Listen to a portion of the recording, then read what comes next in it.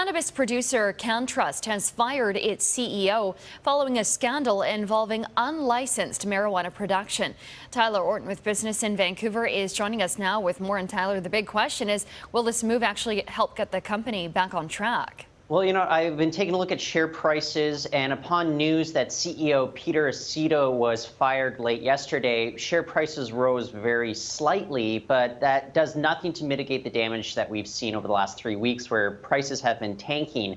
And the question is, where does the company go from here? The chairman of the board, he also resigned in the wake of this firing too, and for now we have a board member, Robert Murdovich.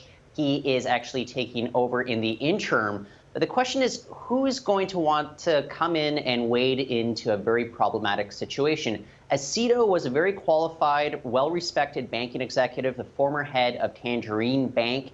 It's going to be tough to measure up to somebody with those qualifications, especially when you have a company that is deep in trouble from the outside looking in, at least, as this company is right now. Absolutely. And speaking of trouble, Nissan facing some troubles of its own. Yeah, this actually looks even more problematic than people were expecting from Nissan. They just announced 12,500 layoffs worldwide, representing about 10% of their global workforce. Now, the Japanese auto giant will be cutting back production on vehicles by about 10% as well. This all comes after they posted their latest financial results for the fiscal quarter, and it showed a nearly 100% plunge in profits.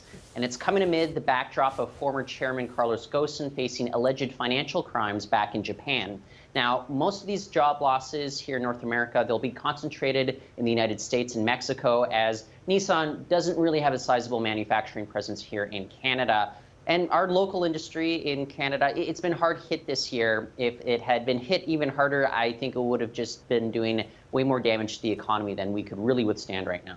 All right. Well, we'll see what happens if Nissan is able to withstand that.